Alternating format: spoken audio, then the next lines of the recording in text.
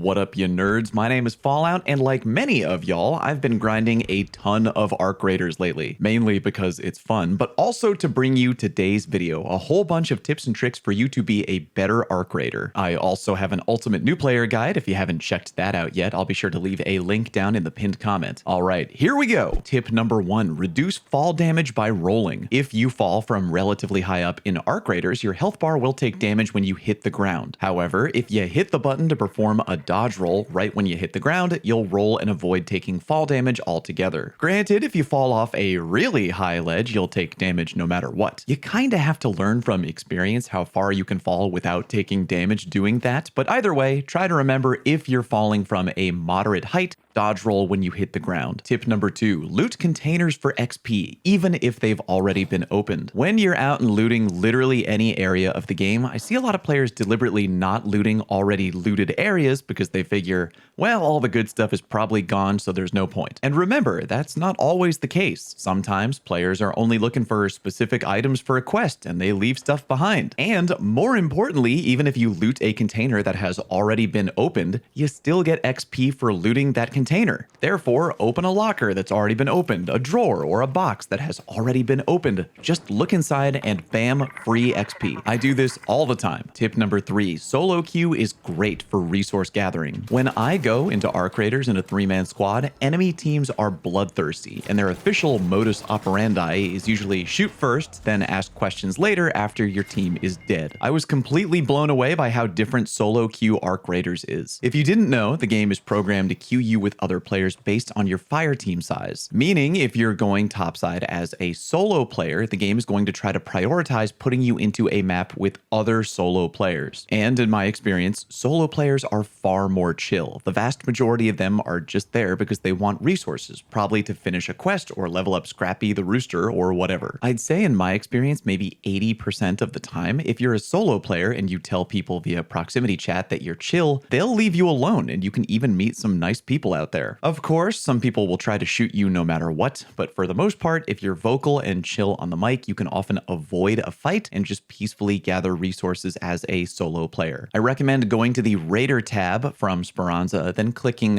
customization and then emotes to find and add the don't shoot emote to your in-game emote wheel. A lot of the time, I bump into solo players using that exact emote to indicate that they're only there to resource gather and not cause any trouble. Tip number 4, don't use keys unless you're doing a night raid. As we all know, keys are extremely valuable items that can give you access to areas that are normally restricted, which are likely to contain more valuable loot. And because that is the case, you should also try to only use these keys during night raids, which, while a bit more dangerous, are also more likely to give you more valuable loot. The TLDR is, with the key and night raid together, you're really maximizing your odds at finding the most valuable loot possible. And yeah, it'll be risky as hell, but try to go in with a team and be as prepared as you can be. Tip number 5, don't shoot security cameras. Arc security cameras are pretty damn annoying in that when they see you, they start making that terrible sound.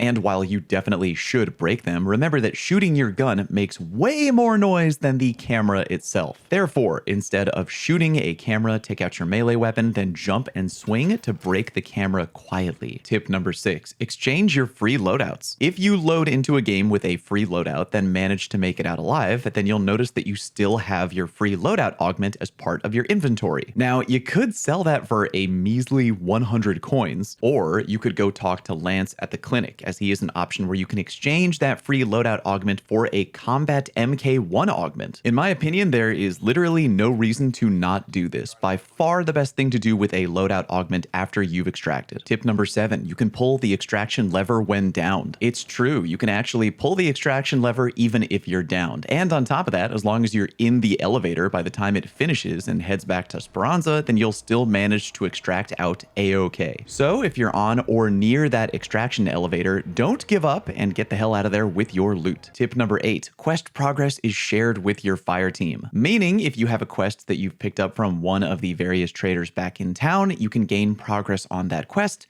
even if your teammates are the ones doing the work for you. I've had this happen a bunch of times, but here's one example. I had a quest to deal damage to arc enemies or raiders, and even when I hadn't fired a shot at all, my teammates shooting a nearby arc drone progressed my quest for me. And again, that can happen for any quest. Something to keep in mind. Tip number 9, prioritize saving blueprints. If you're out in the wild and you find a blueprint for a weapon, a grenade, whatever, I almost always prioritize putting that blueprint directly into my safe pocket. When you're back at Speranza, you have the option to consume and permanently learn that blueprint, meaning you unlock the ability to craft whatever that blueprint was for forever. Granted, even if you unlock the blueprint, you won't be able to craft whatever it is unless your workbench is upgraded to the appropriate level. Which brings me to tip number 10. Also prioritize upgrading your workbenches. Finding good gear topside is great, but being able to craft strong gear whenever you need it is way better. Therefore, you should always be focused on upgrading your workbenches whenever you can. Keep track of what resources you need in order to upgrade them workbenches, find out where they drop in the wild, and go track them down. And don't forget, some of the resources you need to upgrade a workstation might be available for trade via Celeste, who often has good resources available in exchange for assorted seeds, which you can build up a good amount of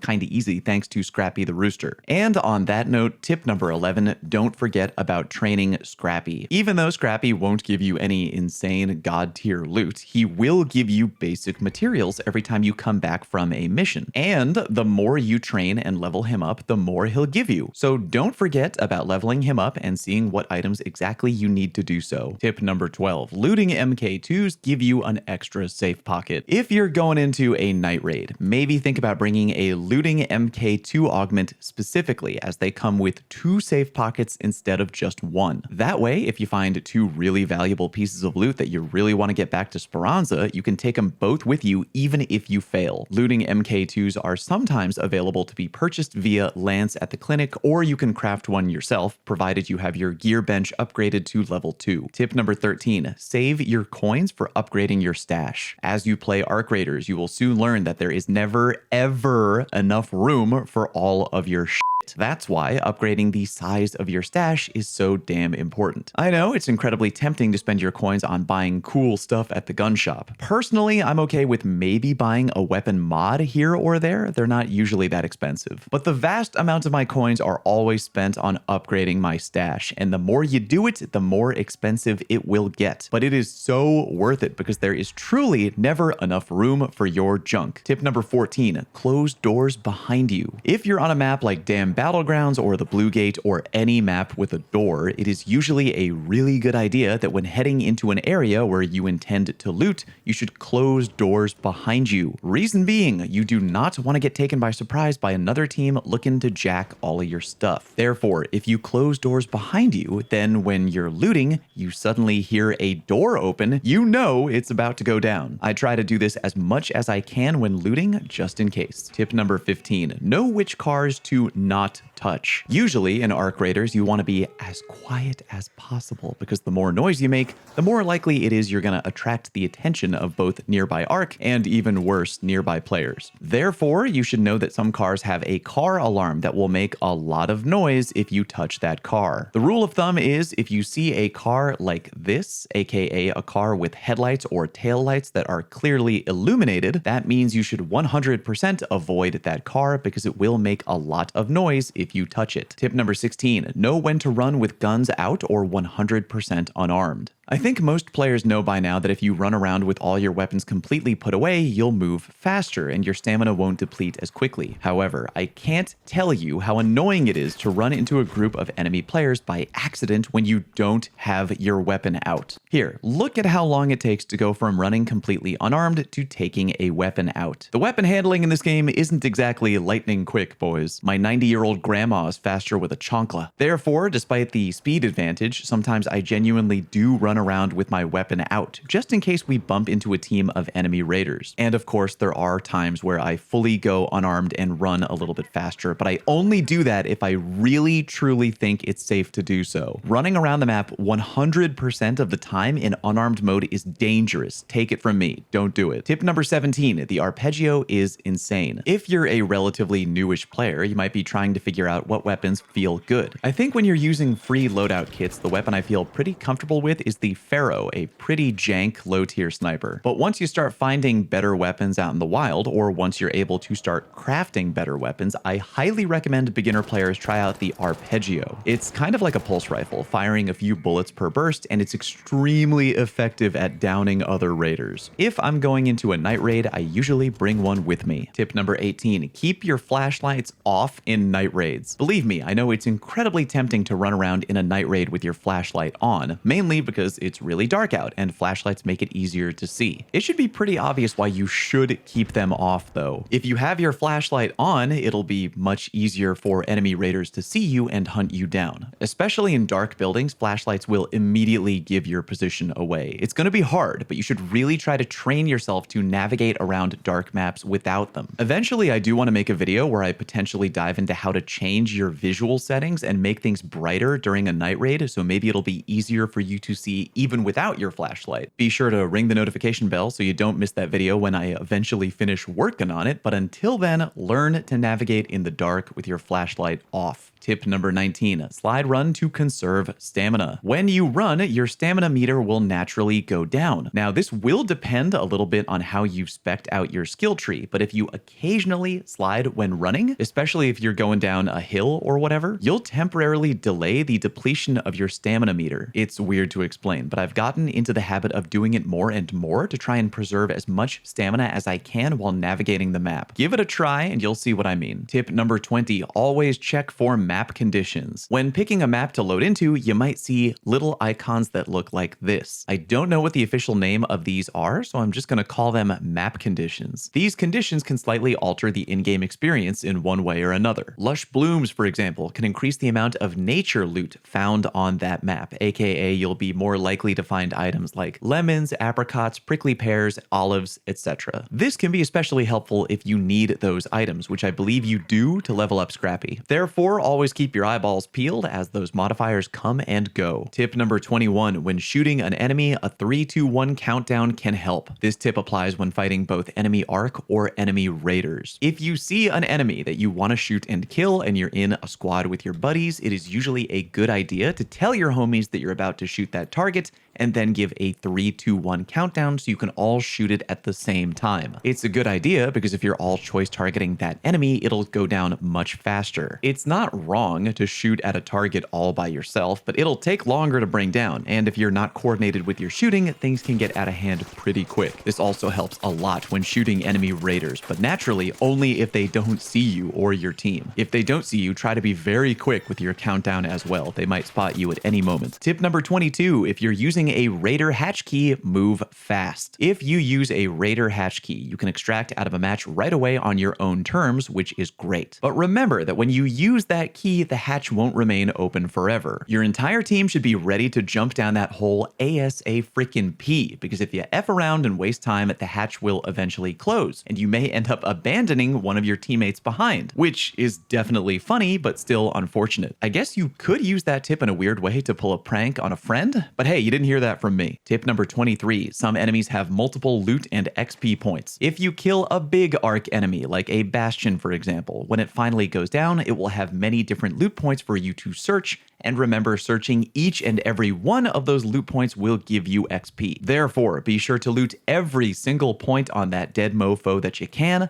to maximize your XP gains after bringing one down. Tip number 24, take note of the match timer when you drop in. When you load into a match, the first thing I usually like to do is check the in-game timer at the top of the screen. It's important, and not just because it tells you how much time you have to F around and loot, but because it'll give you an idea of how long the match has already been going on for if you're joining a game in progress. Remember, a full match timer is usually 30 minutes. Therefore, if you join a game and there's way less time on the clock, that means the game has been going on for a while, and it might be likely that key loot areas might have already been scavenged. On the other hand, if you're going in and doing something like the Arc Queen Harvester event, it might be better if there's much less time on the in-game clock, because it means that the game may now be less populated, meaning you might have more success completing the Harvester event without getting interrupted by other annoying ass players trying to ruin your fun. Tip number 25, arc power cells can be consumed to replenish your shield. If you're ever really in a tight spot and need to replenish some of your shield, you could always straight up use an arc power cell to partially replenish some of your damaged shield. And while that is handy, keep in mind tip number 26, the in-round crafting perk is awesome. Located on the survival portion of your skill tree, the in-round crafting perk allows you to make many low-level items on the fly, including shield rechargers, which if you didn't know can be made with an arc power cell and rubber parts, which are incredibly easy to find mid-game. I highly recommend trying to unlock that perk early on. It may save your life. And finally, tip number 27, defibrillators are goated. If you go into a night raid or you just really want to make sure you're going full tryhard mode with your loadout,